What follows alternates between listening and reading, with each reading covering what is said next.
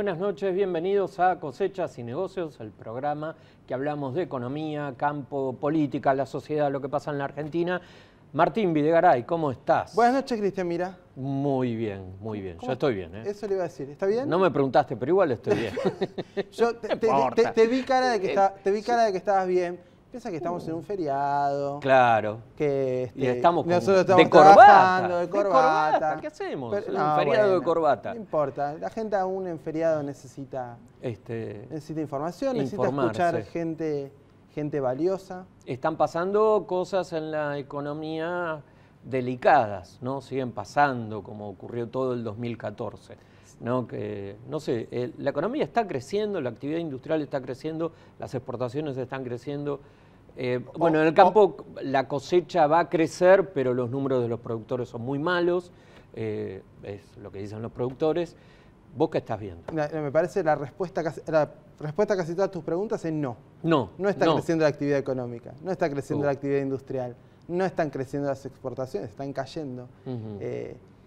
Esos son datos tanto del INDEC como de otras fuentes. Lo que vamos a tratar de analizar hoy es por qué pasó esto, por qué el modelo, o digamos los defensores de la política económica del gobierno dicen que este es un modelo de producción industrial, matriz diversificada.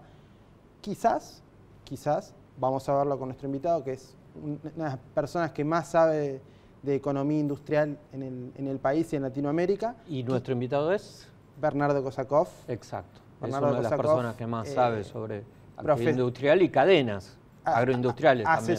Asesora empresas, da clases en universidades, los políticos lo escuchan mucho, escribe artículos de opinión en diarios. Es probablemente uno de los mayores referentes en economía, industria y cómo se entrelazan y cómo los procesos industriales hacen que los países crezcan. Y lo que te decía es, la percepción de muchos es que en algún momento, quizás de los últimos 12 años, la producción industrial avanzó y dio algunos pasos positivos para la economía. Pero también ahora está la sensación de que ese proceso se detuvo y que hay una suerte de involución. Hay una serie de factores para llegar a esto, pero todo esto vamos a hablarlo con Kosakov en el próximo bloque. Bueno, hacemos un corte y arrancamos.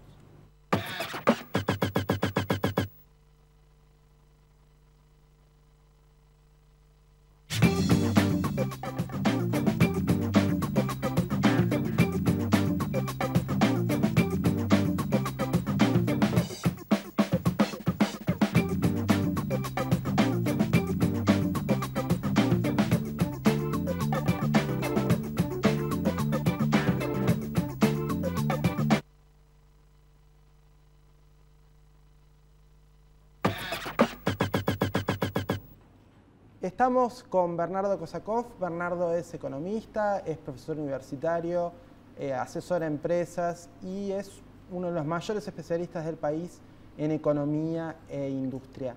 Buenas noches. Buenas noches, un gusto. Bernardo, gracias por la invitación. Por nada, muchas gracias por estar con nosotros. Bernardo, ¿cómo está la actividad industrial? ¿Crece, decae o está estancada? Si uno lo ve estructuralmente, desde el último trimestre del 2011, el sector industrial ha perdido sus fuentes de crecimiento de largo plazo.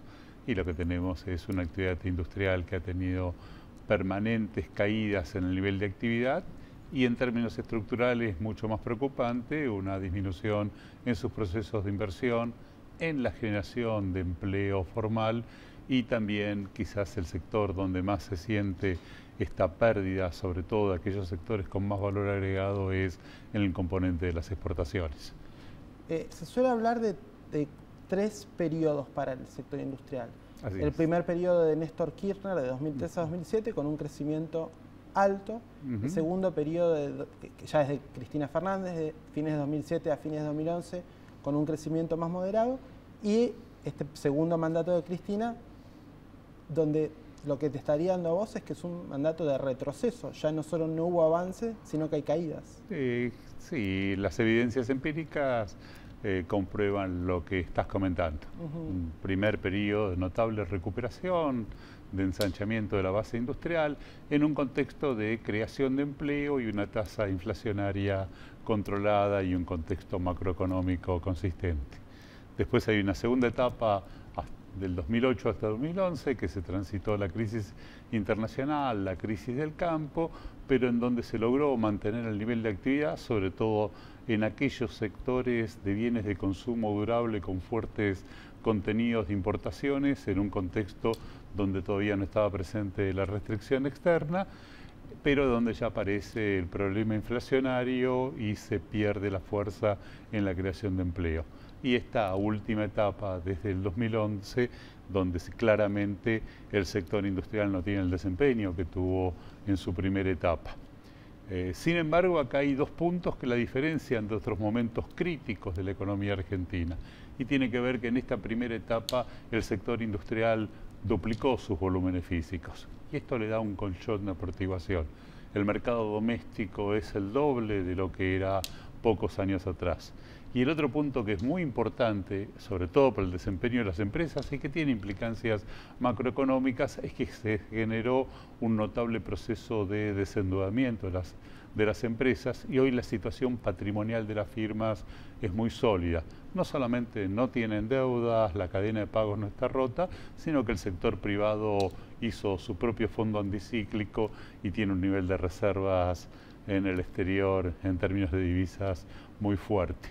Pero claramente el desafío de largo plazo es cómo se recupera esta producción industrial, en donde ha quedado una asignatura notablemente pendiente, que es la dinámica de cambio estructural. Esto es cómo pueden ganar participación dentro de la actividad industrial aquellas que son más impulsoras del progreso técnico, de la incorporación de mano de obra calificada, de generar externalidades positivas para que la economía argentina sea más compleja. Y acá no vemos ningún cambio importante en términos del patrón de especialización. Bernardo, se vio como política del gobierno, política industrial, para, digamos, impulsar un desarrollo de, uno supone, de la industria nacional, restringir las importaciones y obligar a las empresas a sustituir importaciones con producción local. En el caso, por ejemplo, se ve de la maquinaria agrícola que finalmente muchos de los componentes no se pueden fabricar localmente. ¿Vos creés que, no sé si esto realmente fue así en todos los sectores, se puede sostener esto como política industrial para los próximos años? O sea, un próximo gobierno... Ahí se encuentran sus límites. El objetivo es totalmente deseable, que haya una mayor integración nacional y la capacidad de generar tecnologías propias, calificar los recursos humanos y tener un entramado industrial más complejo. Y en este sentido, quizás la crítica fundamental es que el modelo de industrialización se lo apuntó mucho más fuerte por el lado de la demanda y el lado del consumo, suponiendo que estas transformaciones estructurales se iban a generar. Y lo que tenemos es un fuerte incremento de los niveles de demanda y consumo que se dieron durante estos últimos 10 años y que ahora en los últimos 4 están estancados, pero no se generaron estos procesos de inversión y dinámica de cambio estructural. Uno de los puntos que en general se critica es los fuertes contenidos importados que tiene el sector industrial. Hoy el sector industrial tiene un balance comercial negativo en torno de los 30.000 millones de dólares, cuanto antes era en torno a los 10.000 millones de dólares.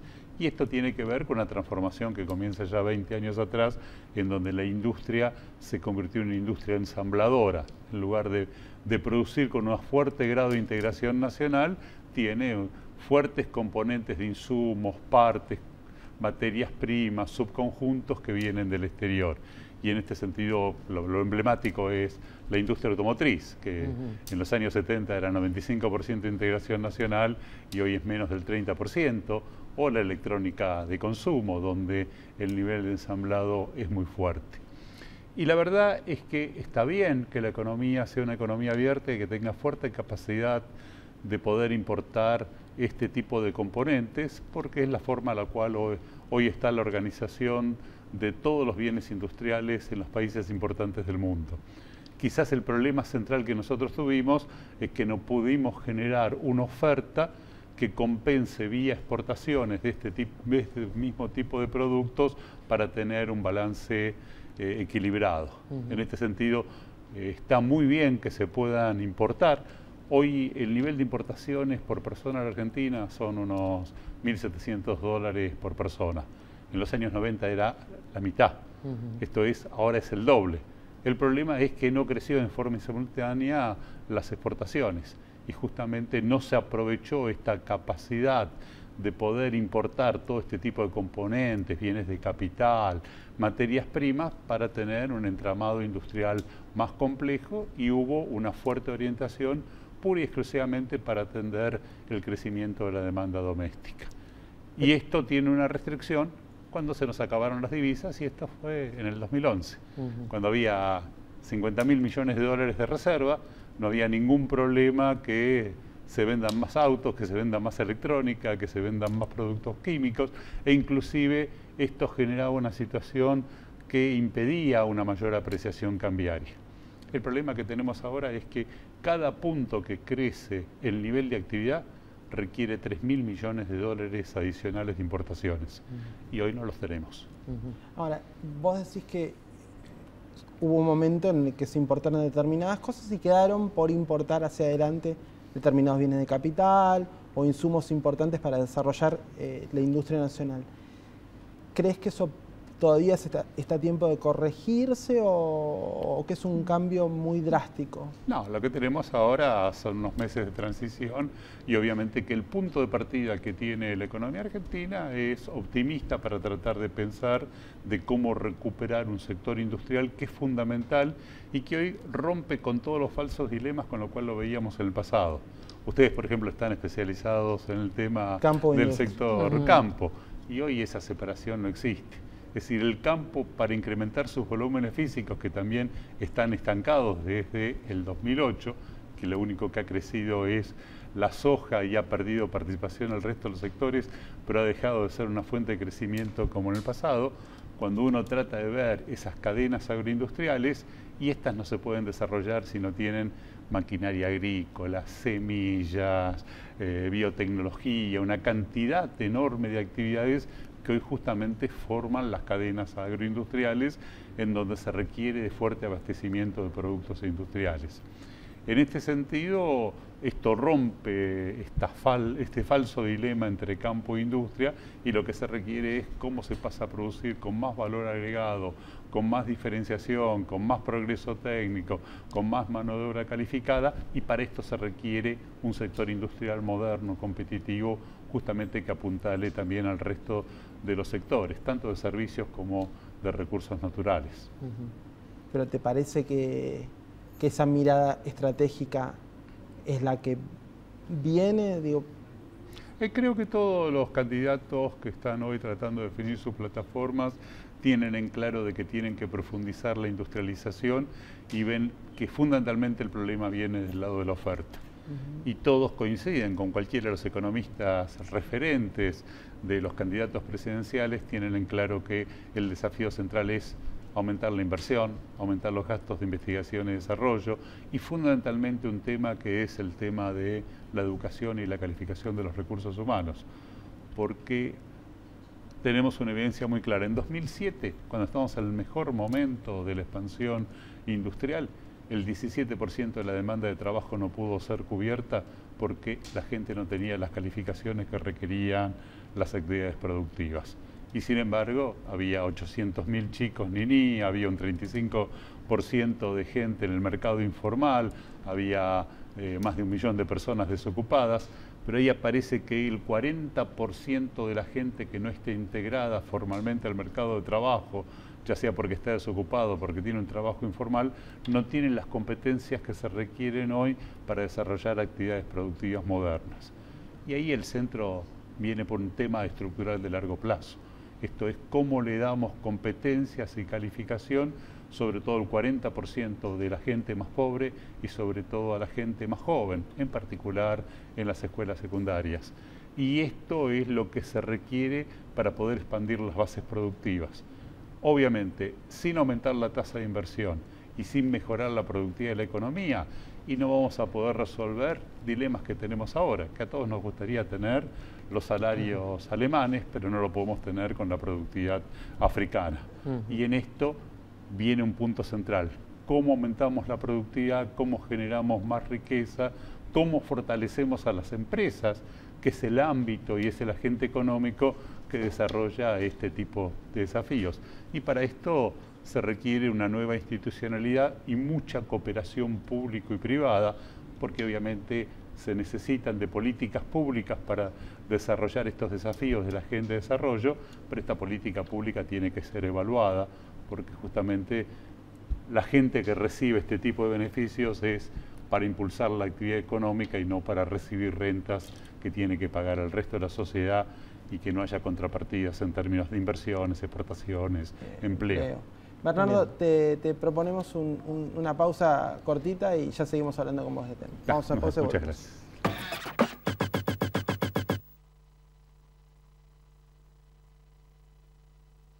CNH Industrial, líder global en el sector de bienes de capital, unifica en Argentina las operaciones de Iveco, Case, New Holland y FPT Industrial, contribuyendo al desarrollo de ciudades, la producción de alimentos, la construcción de rutas y obras de infraestructura y al transporte. CNH Industrial, donde está el desarrollo, está nuestra marca. ¿Moscardelli tiene algún sueño recurrente? Ay, sí, tengo un sueño recurrente que es que me come un grupo de caníbales y después que me comen, el comentario es: qué rico que es este tipo. Moscardelli, ¿para qué ganar uno si puede ganar 4? ¿No le parece? Por solo 6 pesos, jugás Quiniela Plus y Super Plus. Y además, Plus 9 te da la chance de ganar hasta 4 millones. Lotería de la Provincia. Buenos Aires activa como nunca. Gobernación Daniel Scioli. El ketchup, la mostaza y la salsa Golf Natura son ricos y sabrosos. Son ideales para ponerle onda a tus comidas. Son bien de familia. Calidad Natura. Bien de familia. Al cumplir 18 años, miles de jóvenes sin familia pueden quedarse en la calle. Sumate a Doncel y ayudarlos a tener un futuro, porque crecer no tiene que ser una amenaza.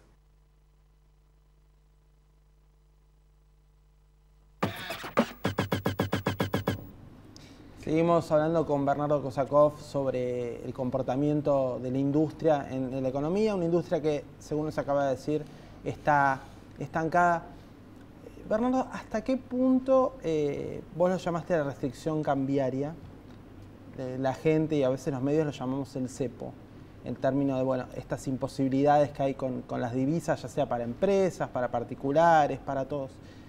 ¿Hasta qué punto la restricción cambiaria o el cepo es culpable de la situación o es la traba? Se habla mucho del levantamiento del cepo como una solución para muchas cosas. ¿Crees en eso? ¿Cómo lo ves? No, claramente en los finales del 2011 se optó por una restricción de divisas frente a una perspectiva que había de déficit en la cuenta corriente y al mismo tiempo con una administración del comercio que no generó los resultados esperados.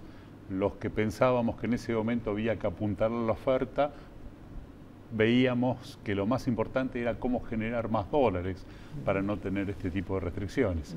Y en este sentido era fundamental dar los incentivos para que se incremente la producción agropecuaria, para que haya nueva inversión, para que las empresas transnacionales, que son una parte importante de nuestra estructura productiva, puedan ganar licitaciones internas dentro de sus corporaciones y haya nuevas plataformas globales en la Argentina. Esto es dinamizar la inversión, las exportaciones y la generación de empleo.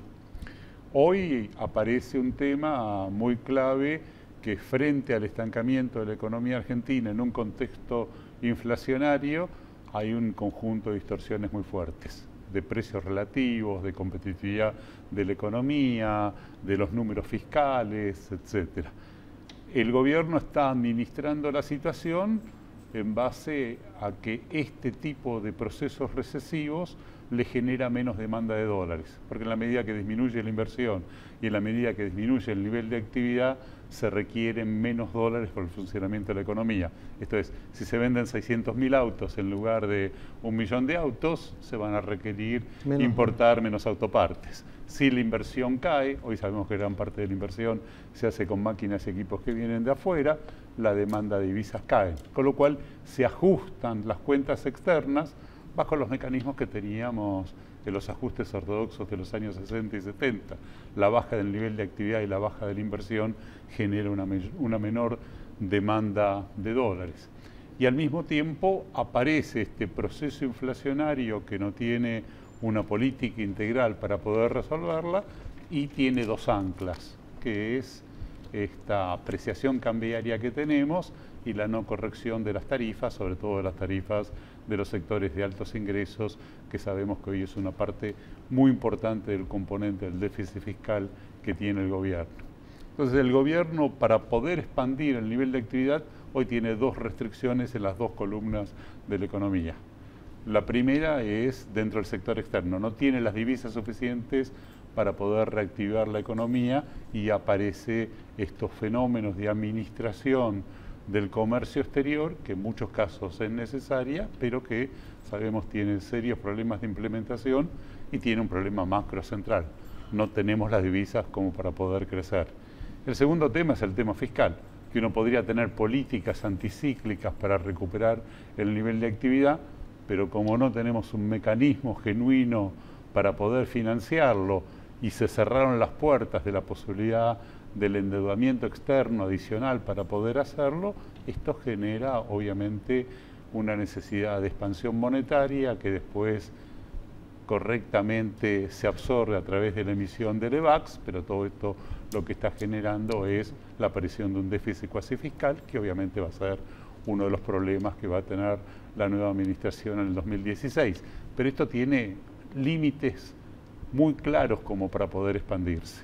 Entonces, lo que uno va a esperar durante este año es un conjunto de medidas que van a aparecer permanentemente, muchas de ellas correctas y demás, como para mantener el nivel de actividad, pero que las fuentes de crecimiento de largo plazo, que tienen que ver con inversión, con exportaciones y con generación de empleo, no vamos a ver nada durante el 2015. Bernardo, vos hace poco dijiste que de 2011 para acá hubo 40 proyectos de inversión que se habían frenado.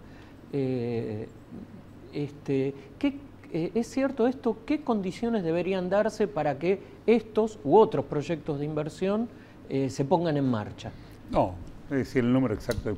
Estos son grandes proyectos que son de dinámica de cambio estructural, donde quizás uno puede encontrar cuando uno habla. Alguno de ellos se realizó, como uno puede ver cuando Toyota obtiene una plataforma global que le da una perspectiva de duplicar su nivel de actividad, produciendo un bien muy complejo como es la Hilux, que quizás es uno de los productos nuestros de exportación más sofisticados que tenemos. Estos proyectos están a la espera, obviamente, del conjunto de reglas generales que se den y que tengan una expectativa de retorno para que se puedan concretar. Y en este caso lo que uno ve es que con estas condiciones en donde sobre todo gran parte de estos proyectos son desarrollados por empresas transnacionales, en lo cual en la actualidad no pueden transferir afuera sus ganancias, no pueden importar insumos, no pueden desarrollar su actividad productiva, tienen la actitud típica de los contextos de incertidumbre, es el esperar a ver qué es lo que pasa, el wait and see. Uno supone que en la Argentina hay fuertes posibilidades de inversiones, porque la Argentina tiene un potencial de riqueza muy fuerte. Y también hay activos muy devaluados en la Argentina. Todas las inversiones que vienen acá ven que muchas posiciones de mercado comparados con otros países y con el potencial de riqueza hoy tienen valores que son una gran tentación. Lo que pasa es que siguen cayendo y el tema es cuándo van a entrar. Pero claramente la Argentina en el campo de los recursos naturales, en el campo de los servicios, en minería, en el desarrollo del sector agropecuario, se ve como un fuerte potencial de desarrollo. Y al mismo tiempo aparecen estos sectores que son los más atrasados, que ya viene el atraso desde 1998 con la crisis rusa, que son todos los sectores de infraestructura, en donde hoy existe un problema, pero visto en términos dialécticos también existe una oportunidad. Son muy buenos negocios que se pueden desarrollar y uno supone que con acceso de financiamiento internacional y con algunas otras reglas de juego, esto podría funcionar. Y acá hay que poner todas las advertencias. Todos sabemos los efectos negativos que tuvo el financiamiento internacional. Cuando vino en forma irresponsable, no hubo ningún tipo de regulación y ese financiamiento se lo usó para incrementar consumos públicos y privados que no estaban evaluados. Hoy debe pensarse, a partir del 2016, una nueva oleada de financiamiento internacional pero para dinámica de cambio estructural, que vayan para procesos de inversión, para gastos de investigación, para calificar los recursos humanos, para mejorar la infraestructura. O sea, no solo para gastos de Estado o para fomentar el consumo interno. No, definitivamente, porque esto después hay que pagarlo, uno no genera la riqueza, aparecen las inconsistencias y lo que era la solución es una profundización de los problemas. Y en esto hay que tener justamente las advertencias de los errores que se cometieron. Pero la Argentina tiene, por parte del propio sector privado argentino, una cantidad enorme de recursos afuera y existen oportunidades de negocios importantes en los cuales cuando aumente la perspectiva y los horizontes de los agentes económicos, uno puede ser moderadamente optimista. Bernardo, bueno, muchas gracias por tu punto de vista. Por lo que vos decís, hay una oportunidad, está quizás cerca, quizás tenga que ver con otra administración y bueno, podremos ver un resurgimiento del sector industrial, del empleo y de las exportaciones. Yo creo que el punto de partida que tenemos, vuelvo a repetir, de un mercado doméstico que es el doble de antes y una situación patrimonial muy buena en términos de ausencia de financiamiento, son dos condiciones positivas. Y hay una larga historia de una trayectoria más de un siglo donde la Argentina ha generado rutinas, aprendizajes y capacidades que solo lo tienen 10 de los 200 países en desarrollo. Con lo cual hay que seguir siendo optimistas. Bernardo, muchas gracias. Bernardo Kosakov, muchísimas gracias por estar con nosotros. Gracias, Bernardo. Cristian, nos vemos la semana que viene. Nos vemos la próxima semana. Hasta la semana que viene. Chao, hasta luego.